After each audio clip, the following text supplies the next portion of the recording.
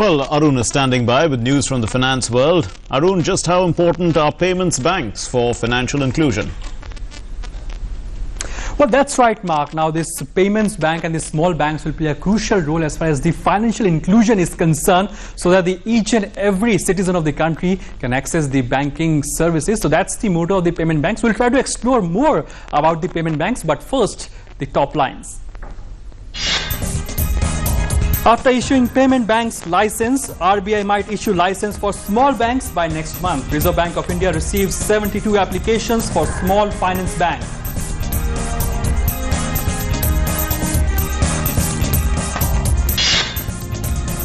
Government simplifies contribution and exit rules for Atal Pension Yojana. Under the changes, subscribers can now contribute on monthly, quarterly or half-yearly basis.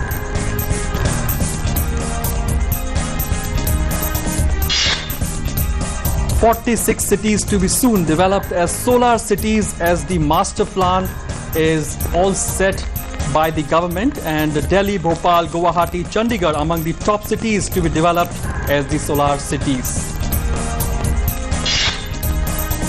Rating agency Fitch says reforms are visible in the PSU banking sector. However, as NPA situation worsens, risk still continues for the PSU banks.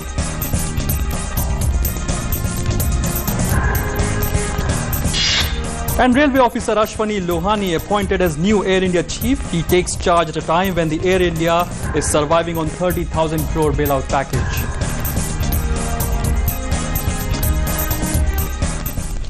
Well, those were the top lines, but the big story of the day. Market regulator SEBI has banned 59 entities from trading in the market. Well, SEBI found that these 59 entities were indulged in tax evasion, and also there was an allegation on these 59 entities that these were involved in fictitious trades in the stock markets and generating good and handsome returns by doing trade reversal in the stock market. So SEBI has banned these 59 entities.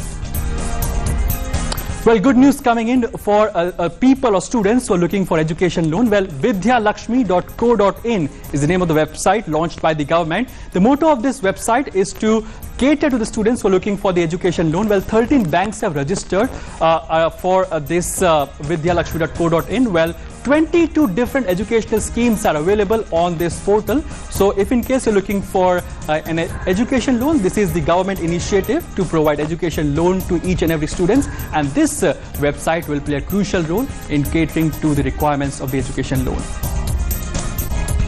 Well, let's now take a look at the markets as well. Looking at the concerns from China and USA, the stock markets today tumbled by more than 300 points. Sensex down by almost 324 points to end at 27,600. Nifty also reflected the same mood and was down by almost 122 points to end at 8,372. Well, Reserve Bank of India has given green signal to Payments Bank yesterday, and it has said that within a time frame of 1 month, the Reserve Bank of India might give green signal to small banks as well. Let's take a look at this report as to how these payment banks will play a crucial role in catering to the financial inclusion. The financial landscape is all set to change. The Reserve Bank has granted in principle approval to 11 entities for payment banks.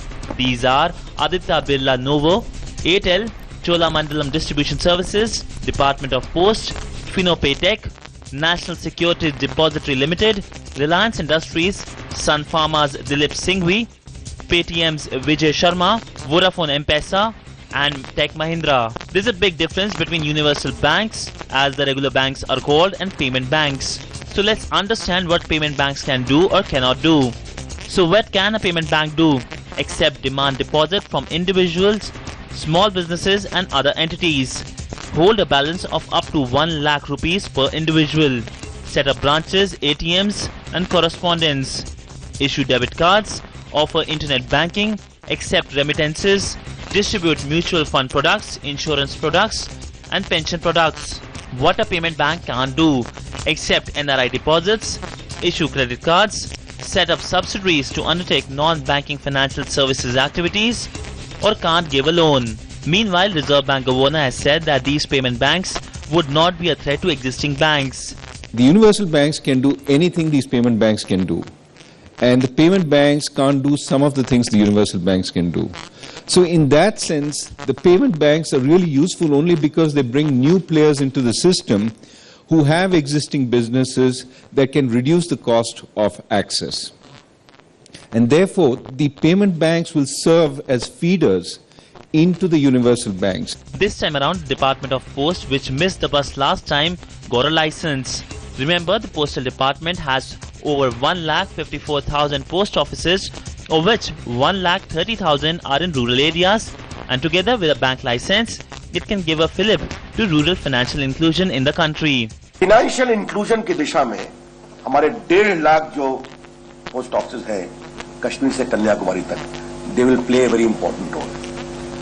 And expect more bank licenses soon. RBI has said that it will announce small finance bank licenses next month. The Reserve Bank has received 72 applications for small finance bank licenses. Welcoming Reserve Bank's decision to announce payment banks, Finance Minister Arun Jaitley called the move a significant one. He said it will bring in more money into the system and spread the reach of banking to rural areas. Siddhant Sibal, DD News, New Delhi. To discuss more on this payment banks and small banks, we're joined by Sanjay Thapa, economic journalist. Sanjay, welcome to Finance World. Well, let's understand from you, how will this payment banks would be different from the normal bank? We heard Raghuram Rajan saying it very clearly that their role would be to cater as far as the financial inclusion is concerned. But how different these banks would be? You see, the first point is that these banks are not normal banks. They are banks who will link the major population, particularly in the rural sector. Almost, I will add here that almost 80% of the rural sector is still unbanked. Agreed. They do not have any network, any connection, or having a saving. They don't have a savings bank deposit. But how will they attract the consumers? Because these rural people living in rural areas are not depositing their money into these commercial banks. Will they attract? The point is the payment banks will go down to the rural areas and then open a branch there, or have a banking correspondent, as it's called, or even may hire a retailer, kirana store in which is available in a village. You know, because there's no brick and mortar branch there. So you can have a small outlet who can work as a collector of funds, and these funds will be put into a savings account, wherein these the poor people and the farmers and the laborers, they have an access to the banking system. So Sanjay, can anybody open this account in the payment banks, or is it to a specific strata of the society? No, it is available to everybody, but the point is that the rural sector, as I said, is not having any access to a financial system. They do not have a bank branch today, do not go to the rural sector where the deposits can be harnessed. So these small amounts which can... One question arises to my mind, Sanjay, is that how will these banks like Reliance, Aditya Birla, Novo, Paytm, how will they generating revenues for themselves, because they can't lend money to the people?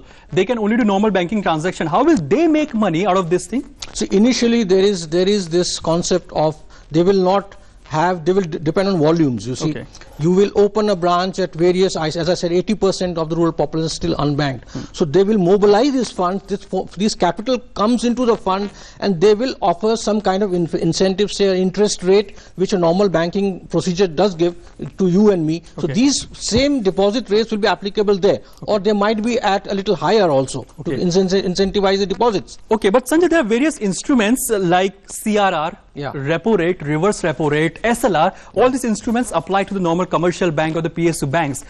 Now, since these banks can't lend money, so these instruments, would that be applicable to these banks as well? Yeah, as the governor has said, that the SLR ratio will be added to the banks, and they have the full the checks and balances are there, which are to be kept with the RBI. So today the RBI governor also emphasized the fact that there will be no such fraud cases which are averred, and we have normal scams are happening. So these all checks and balances are built into the system, where the bank is adequately capitalized, say about 100 crore is still in the capital. Yes. So, but also Sanjay, can these banks, maybe these corporate houses like Reliance, AB Novo, maybe Indian Post, Can they use this money for their own purposes? Because by taking deposits, can they use it No, for their... no.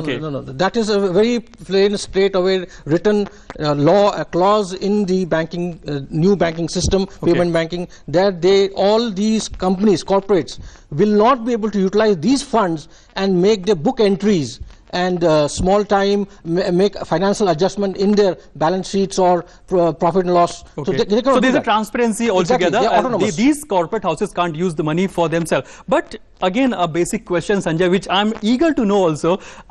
The commercial bank which is not able to attract these customers for the banking services by offering 8%, 9% interest rate of return, will these payment banks be in a position, or these small banks be in a position to attract these consumers? I'll give you one more facet to this. One more perspective is a lot of the Mr. Modi's financial inclusion program with Prime Minister Jawahar, the Yojana, and also the use of the funds for the putting the subsidy elements and to direct benefit scheme. Exactly. They can be accessed through this payment system, where each the farmer or a laborer has an access to the account, and I can directly transfer to these savings account, and the person can access the direct benefit scheme is there. So the attraction would be Digital India, Jan Dhan Yojana. Exactly. These are the initiatives which will play a crucial role, because you can directly get all the benefits into your account directly. But the idea is to connect each and every Indian to this banking